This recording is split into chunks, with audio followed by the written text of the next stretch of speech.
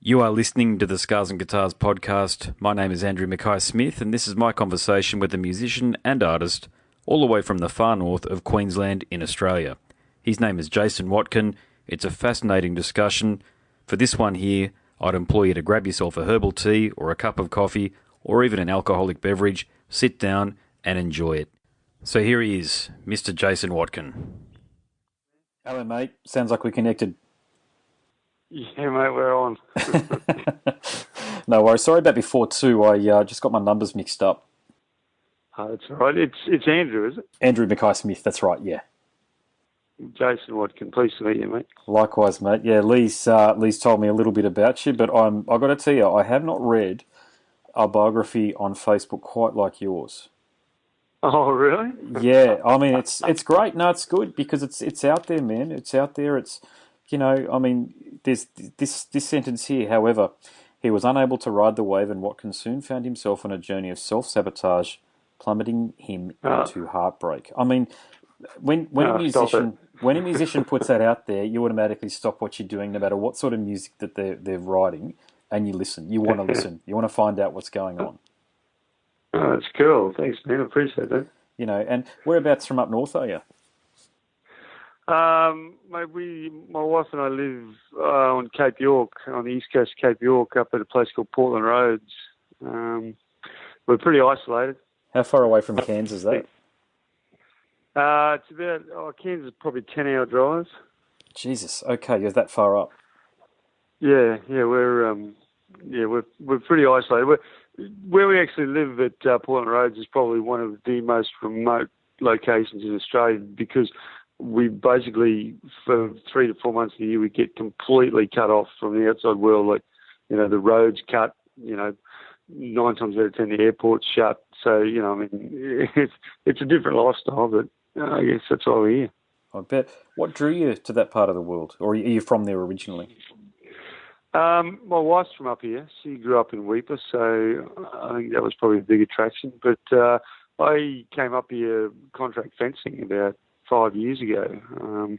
We'd recorded the first album, and I don't know, I think I just needed to get back to a bit of hard labour for a while, and so I took a fencing contract up here on the Cape, and my wife was working, she was a fly-in-fly-out nurse at Napperton over on the west coast of the peninsula, and she decided she was getting a bit burnt out, so she decided to come, and the plan was to relax, but she ended up getting seconded by Queensland Health, and now she runs the clinic here at Lockhart River at the local Indigenous mission. Okay, rightio. God, you've got a heck of a story to tell, haven't you? There's a lot of chapters. I mean, I've spent a lot of time in Cairns. I used to work for Telstra, and I used to work in Cairns, so fly in, fly out in Cairns. I wasn't a linesman. I used to work for executive. I was an account executive, so executive sales. So I used to just fly out from Brisbane, go to my office there at Menunda, then come back. So fly out Monday, come back Friday, that kind of thing. So I didn't really get a taste of the. I don't even think I went out on the reef once. I went into the water once when I was up there because I was just, what corporate life is like. You're busy, it's nose to the grindstone. But you do get a sense of the place because of the people you're dealing with, people on the tableland there, the banana growers, the people that are growing produce. And it's a very unique part of the world. I've travelled a lot, spent a lot of time in Asia travelling, that is, not living there, but I love Cairns and I love the far north. I don't think my family and probably the lifestyle would suit them, but I do love the life as well up there, and I imagine that it just gives you, as we've already alluded to, there's just so much rich content there for you to draw from for your songwriting. Yeah, well, I mean, like Cape York especially is like the last frontier, I mean, it's like the Wild West up here.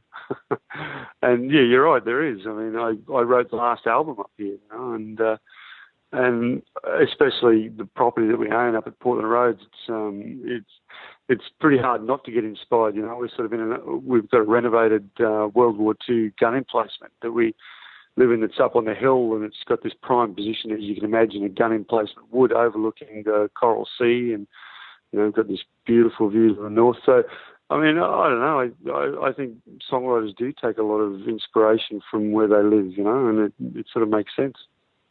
I was so I listened to I guess it's a poem, okay? And you talked about it's the one where you're talking about people you work with.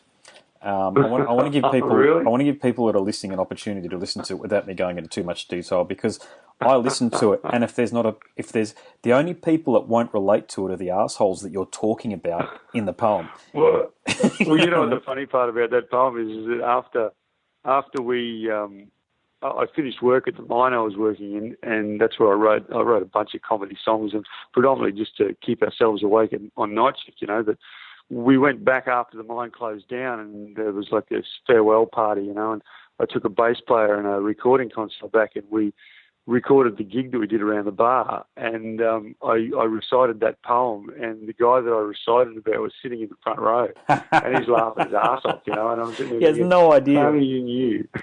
He was totally oblivious. I got to tell you, that's probably one of my most favourite things that I've heard so far this year. Okay. Oh, really? I don't know. I You mean, got to get out more, man. well, look, you got to take a compliment, right? Because I mean, I do, yeah, totally. I listened to that, and it just struck a chord. I got to tell you, and I stopped what I was doing. I literally did stop what I was doing, and I listened to it all the way through. I love the fact that you're opening a beer or whatever you're doing in that too, because it just makes it more real. It's got that you're speaking very directly in that one too. So is that? Are you planning on releasing that for widespread consumption? I mean, I know it already is kind of thing because it's out there on socials, but are you planning on Yeah. releasing it as an MP3 or putting it on an album? Oh, look, I'd love to, but the thing is, my daughter, who I take a lot of notice of when it comes to anything, promotional wise, she was concerned that I was going to come across as a bit of a redneck, which maybe I have an inner redneck in me, but I don't know. But she's just, she was, because she's my manager, so had the manager's hat on, and she was thinking, okay, what demographic of people are going to actually be offended by this, and will it do more harm than good? And I mean, I'm with you. I'm totally with you. I mean, I really love that stuff because, I mean, it's written from the heart, even though it's comical. It's totally written from the heart. It's bush poetry is really what it is, as far as my ears took it as. You're talking, it's done in that great bush poetry style, but you're talking about it from a Yeah, modern man's perspective. So I yeah, think, as I say, anybody that the people. I'm trying to we talk about the demographics. 90% of people out there who listen to that can relate to that in one way or another. There's just that 10%. I just love the way you talked about pulling on the apron strings, and I won't go, as I say, I don't want to go into too much more detail because I really want people who are listening to dive into it. But you just nailed it, man. You just got it so totally right that the people, and we've all worked with them, the people who just seem to go out of their way to make other oh yeah. people's lives an absolute misery for no apparent reason. Yeah, that's the thing. Everyone's been there, but I had a little catchphrase or something when I posted it on Facebook. It said something about, those of you, I hope you get something out of it and you can relate to it. If you don't, then maybe it's about you. You know what I mean? Well, I think that was my dig. or maybe that's the thing. Maybe the people who get offended by it, maybe they're the demographic that it's about, mate. But I mean, I appreciate your daughter as the Yeah, manager and she's got your interests at heart. But look, as a 40-year-old yeah, male absolutely. I've only just recently got out of the workforce because I'm going back to uni. Well, I shouldn't even say going Yeah, back to uni right. because I'm going to Bond to study creative arts in September. Um, Ooh. but yeah, well, it was. Creative art. So what does that cover? Is that like creative writing or? Yeah. It's pretty much all of the above, meaning it's writing. So whether or not you go into corporate communications at a company like Telstra or BHP Billiton or whatever it might be, through to writing a novel, through to social media communications for companies, that sort of thing. I just love writing, and my story in summary was that I worked at Telstra for 11 years, and I've got a condition called ulcerative colitis, and I was just ending up in hospital Wow. too much because, to be honest, man, the stress of the job was probably putting me in there. Even though it was a physical Yeah. condition, I wasn't doing things like taking the medication regularly and the like, and I Yeah. just drove myself into the ground. And the truth is, I didn't want to leave, but I'm good mates with everybody at like my line management at Telstra, the Queensland State Management. Really good friends with everybody. Some of them are my best friends, which I'm happy to say. Mm. But I had to get out of it, man, because it's a job where you never leave it. It's one of those jobs that if you're not doing it, you're thinking about it. Yeah, that doesn't sound like a recipe for an enjoyable life, to be honest. I mean, it does sound incredibly stressful. I don't know how you did it for so long, to be honest. It's just I loved it. I loved doing it. I was an advocate for the business being Telstra. I love dealing Yeah, with the customers. I dealt with some great customers. You know, the Titans down here, V8 supercars, a lot of utility companies. You know, there's some small, medium businesses who I ended up being still mates with to this day. You yeah, know, when you're an account executive, you sort of become part of the inner, in some businesses' case, certainly not all, but you become an integral cog to the way the business functions because technology and communication is so important. And I mm, loved it, but it was just, you get pulled in so many different directions that it ended up, as I say, I ended up in Logan Hospital. I think I've been in there 5 or 6 times, and I had to yeah. put the brakes on it. And truth be told, I just said, look, I might be able to do the job, but if I can't handle the job because I end up in hospital, I've got to get out. So I've just backed myself on this new venture of journalism and writing, and Yeah. Well, it sounds great. You sound like you've reinvented yourself. yeah, I'm trying to sort of fend off claims that I'm having a midlife crisis, but I think I'm too young for All right. that. So But you haven't bought the MG yet. no, I bought a Rambler Hornet though, so you probably know what that is. But Yeah, well, maybe. I bought a Triumph. I bought a Triumph Bonneville for mine. Well, I think we all go through it as men, don't we? Well, not all, but Yeah. yeah, I think if you're a fairly typical Aussie I bloke, you think love your cars. I think it's the rite of passage, mate. Yeah, I think so. I mean, I still drive my SRT Jeep, which I love. You know, it's an older model. It's a 12-year-old model, but Yeah, you know, it's still got the yeah, Hemi underneath the bonnet. I'm pretty much a bloke's bloke at the end of the day, unapologetically. You yeah. know, but it's Nothing wrong with that. nothing wrong with that, mate. I'm not out there to offend anybody or hurt anybody, and I guess that's why I can Yeah. relate to your music so easily. And the truth is, probably like a lot of people, country isn't my bag, but when you're writing songs with the lyrical content that you're putting out there, it's you sort of the music is just the support act. Well, it's interesting you say that because like I sometimes I struggle to define whether I am a country artist or not. I mean, I know. I mean, it's probably ingrained because of what I grew up listening to. I mean, we all get programmed when we're kids, and my parents had a big, Charlie Pride, Slim Dusty, traditional country playlist, on the record player, and so I mean, it's only natural that that's going to come out in my writing. But sometimes I sort of think, well, I don't know if I want to be classified as a country artist, because I hear a lot of country stuff now that's popular and contemporary, and it's sort of I can't really relate to it, and I'm thinking, well, I don't know if that is my bag.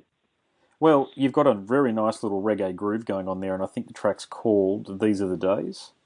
Yeah, that's a cool thing. Yeah, I mean that's got a bit of a country thing in it, but it's overwhelmingly a bit of an island reggae thing going on. So is Well, that was a very considered aspect of that too, because we where I recorded in the Sunshine Coast, the guy that owns the studio, he's good friends with I forget the name of the pedal steel player, but he's in Nashville, and so we recorded the track, and we thought, we're going to do something different. So we sent the track over to Nashville, and Dave, I can't recall his last name, but he put this kick-ass, well, what you can hear, the pedal steel track on there, and he did the dobro as well.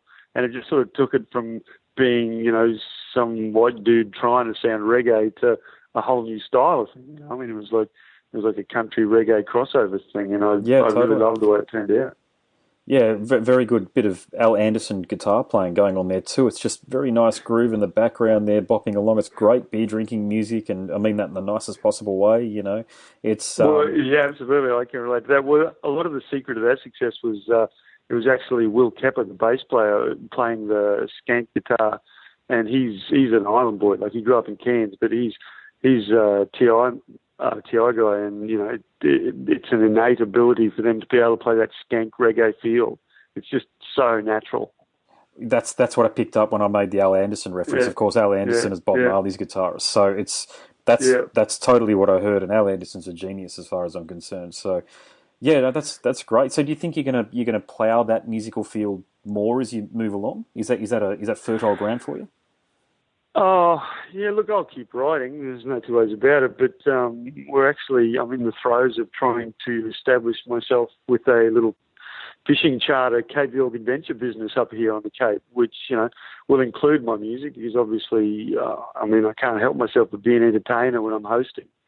But, just obviously I've got the piano and the guitar sitting at the house there. So every time I walk past it, I sit down and play a tune or, write a phrase or whatever. So I'm sure at some point, I'll get inspired to start writing again. But at the moment, I am looking at sort of ploughing some other fields and getting some other things happen. But it's all related anyway because, I think it's just I have this need to try and entertain, and that's why I'm trying to get this tourism business started is because I want to share it with people and entertain them, I guess. I understand. Yeah, it's all encompassing. You want to share your lifestyle with people. You want to bring people into who you are as a person. Yeah, I guess open up, but I've got this really cool thing that I want to do because there's this huge sort of culture now of men's self-help stuff going on Facebook, and I sort of thought, well, it'd be really cool to. What I want to do is I've got this concept of the baggage tree. So I've got this mango tree at the bottom of our driveway, and what I'd like to be able to do is when you come there, it's mandatory that you have to take something from your luggage that symbolises some bullshit hang-up that you just can't let go of, and you have to nail it to the tree. That way you can enjoy the week that you're there, fishing, dirt bike riding, whatever, completely guilt-free, knowing that whatever hang-up, it's nailed to the tree, it's under control, and then when you leave, it's voluntary whether you take it with you or not. And I thought that'd be a nice little bit of therapy to sort of slip into the experience. I think that's awesome. Yeah, I do think that's awesome. I think you're right. I think men's health, obviously being a male, men's health is something that, I'll admit it now, anxiety is something that is actually one of the core reasons around my health issues that I shared with you. One of the reasons that I stepped out of the role that I had at Telstra was because there were some days where I was just physically shaking. And I was like, Jesus, get a excuse my language, get a fucking hold of yourself. Sorry if kids are going to listen to this, but it was, you got your two hands either side of the basin and you're staring at yourself in the mirror saying you're about to present to 8 to 9 people that know you well, that have your back, that are your mates. Really, they're not just work people or your mates. What the hell is wrong with you? Get yourself together, but you're physically shaking. And that happened more than once to me where I had to just say to the guys, look, I can't do this, guys. I've got to step out. Everybody understands. But, mate, I've been touched by it personally. And it's when you go through it, you sort of you feel diminished because of it. But you're saying that, well, this is how I take it with what you're doing for people is, yeah, you've got all of this shit going on, whatever it might be. But when you come into my world here, okay, this is an opportunity to step out of that for a moment. Well, that's the thing. That's the whole idea of nailing it to the tree. It's still there. You can rest assured knowing that it's still. You don't have to worry about it. You can forget about it, and you can come back in 5 days' time. It'll still be there, and then you can choose to take it with you. You've just spent 5 days living guilt-free without that hanging over your head. So you've proven to yourself that you can do it. So why the fuck would you want to pick it up and take it with you? Just leave it there. I'll look after it for you. I'll add it to all my hang-ups. This question is going to sound very left field, and I've never asked this question before, so here I go. Almost 300 interviews in, and this is the first time I've asked it. I'm sitting down. All right. Jayson, do you believe in reincarnation? I believe in reincarnation. That's a good question. I certainly believe that when you die, it's not all over. We're going somewhere else. I don't know where we're going, but I struggle to believe that it all ends. So, it's entirely possible that you could be reincarnated, I guess. It's completely plausible in my world, but, I definitely believe that the journey doesn't end. I think more than when you think about dying, taking the big sleep, I think it's more about waking up. That's probably the point where you sort of start to get the picture and you understand. But, nobody really knows. Nobody's come back from death and has been able to give us an implicit description of what happens. But well, apart from Jesus, apparently. Thanks, Darwin. Yeah. But yeah, no, I'm definitely of the belief that things aren't over when this body stops ticking. Yeah, I asked a question because there's a lot of wisdom in just reading your Facebook bio here, listening to your music. You sound like an old soul. You sound like as though you've been around the block a couple of times. And I think part of your life journey, if I can go so far as to say part of my life journey is sharing our story with people in the hope that we can help people evolve. And you can evolve in lots of Yeah. different ways, but evolve Uh, spiritually is what I'm uh, talking about. well, I think the ability to be able to affect people is a like an addictive thing. You know what I mean? Like when you realise that the stuff you say and the way you act, whatever, does actually affect people one way or another, it does become addictive. So, you seek it out. You sort of seek people who look like they want to tell their stories. And a lot of times, like that's what I try to do is, I try to ask the questions that get people to tell their story. Because, and everyone knows, everyone likes to talk about themselves. I mean, that's what we all do. But I just think there's a real addictive concept to the ability to be able to affect people one way or another, whether it's positively or negatively. I'd like to think most of the time it's positive, but, just to be able to affect them so that they walk away saying, oh, okay, that's a conversation I'll remember.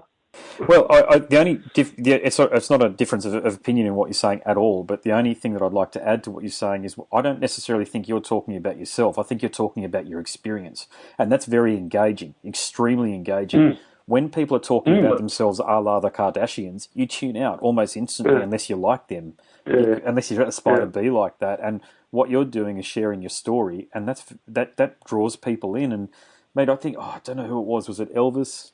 It might have even been John Cougar Mellencamp, and I read this about 25 years ago, and I'm 40, right? So you can do the maths on that. But I remember reading it, but apparently there's a lyric in one of those two artists, one of their songs, that is something like 90% of the people are lonely tonight. And that struck a massive chord with me back then. I thought, holy shit, we're all just searching. If he's writing Yeah. that, and if these are very big, this is a very big artist, right? So, I mean, of course, back in those days, they had a bit more artistic control, or maybe arguably Elvis didn't, but still, I Yeah. digress. The point stands that that was a lyric that was allowed to go through for mass consumption, if you want. A lot of people were able Yeah. to listen to it. Maybe we're all just degrees of loneliness from, I know that's not a pessimistic view either, but it just alludes to the fact that we're spiritual beings and we're searching for something, and until we find that, we won't rid ourselves of that loneliness. Yeah, well, maybe, but I mean, I think I don't see anything. I sort of try and find the difference between being alone and being lonely. You know what I mean? Like, I suppose you can be in a crowd of people and still be lonely, but I spend a lot of time on my own at our property up at Portland, and I sort of sometimes I guess you do crave a bit of human companionship or whatever, but I don't know. It's probably just for a change up, but I've just always had this sort of struggle to try and figure out the differentiation between being alone and being lonely. You know what I mean? I understand It just, completely, yeah. yeah, it just feels like if I can work that out, then things will be a lot clearer. Well, I know for me, I'm not trying to answer I know you haven't asked a question, so to speak, but I know for me, loneliness is generally about choice because I love being by myself. I go to the sunny coast all the time and I Mm, spend time there. mm, I've worked a lot there, so I relate to it. Live on the Gold Coast. I've worked on the Sunshine Coast, so I like to go away by myself. It's tough because I've got the two kids and it's very hard to get away. But that's a choice, mm, right? And I can tell you, mate, I'd go for maybe 48 hours without talking to anybody else. There's no drama with that. yeah, But that's a choice yeah, that I've made to do that, right? And I think on the other side of it, and this is where a lot of people have trouble in big cities like New York, and I know Sydney isn't the same size as New York, but you know what I'm saying? It's a big city mm, with global issues, if you like, and people just sort of bump past you and you can feel like as though you're crushed. There's not mm. that authenticity of relationships that you can have with people in big cities that I think you can do in a place like where you are. And I know you're in a very isolated community there, but I bet you know most of the people around you. Oh, absolutely. Yeah, I mean, that's the beauty of a small community like this. You do, and you feel such a intense sense of community because, I mean, you know everyone's story. I mean, you've got a front row seat.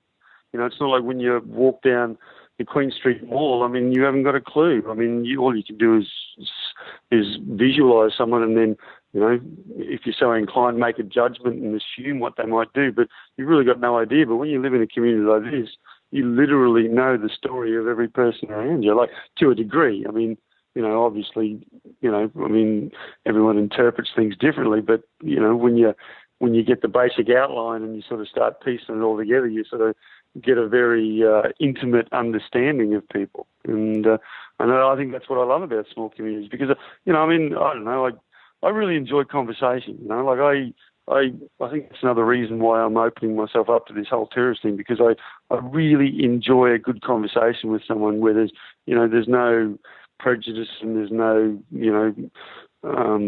it's just all about sharing conversation. And I think that's really important. I think people need to do that more. They need to have a conversation where it's not about, sort of verbal diarrhea, just all this shit coming out, but just, have an open conversation with each other and tell each other shit that, maybe is a bit private. Who cares? Let it go. Yeah, exactly. I think just talking about the men's mental health thing, a lot of men are closed. And look, we're not emotional beings, and we're not sensitive, and we're generally not sentimental. You know what I mean? And what we tend to do is just keep ploughing forward, and that's how we do develop baggage, I think. And it's only when you have something like what I experienced, which was a physical decline in health, that I sort of forced to stop and say, where the hell am I going in life? And I might actually quite like the boat that I'm on at the moment, but I'm forced to get in another boat and go in another direction, to use that analogy.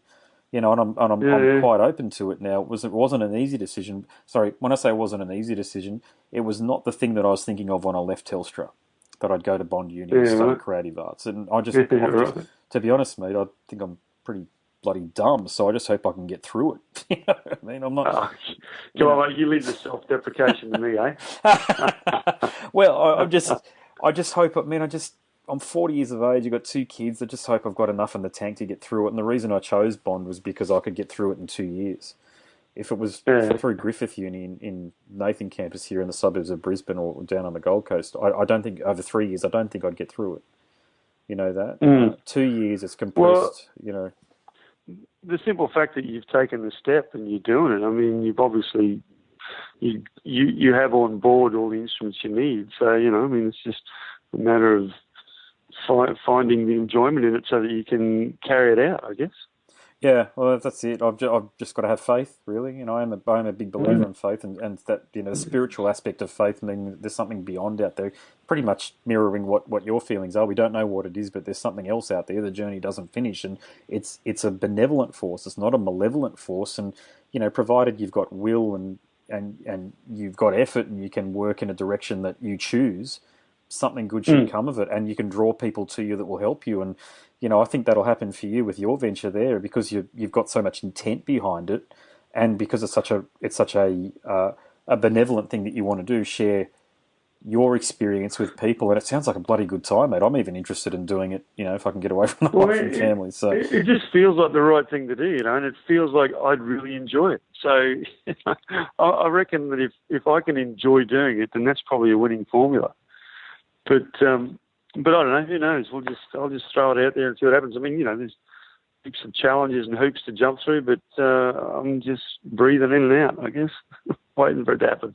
Mate, I better ask, how can people get in touch with you then? So people listening who want to get in touch with you, listen to your music, hit you up. I know there's Facebook, but aside from Facebook, or tell us about Facebook, but aside from that, what else? What other methods can people use to get in touch with you?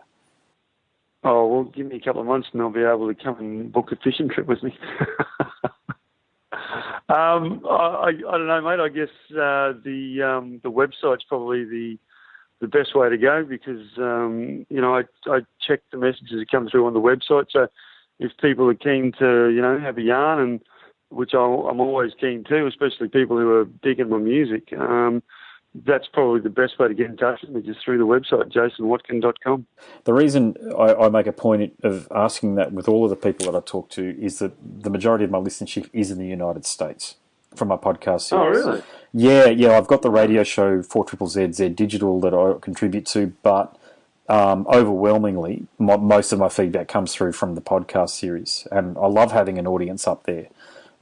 Because I love the fact that it's grown organically. There's no bots involved. People have just sort of picked it up, and I've got a core constituency of listenership of about 30 or 40 people that I know listen every time I post something. They're there because I can see the cities that they're living through the analytics that I get.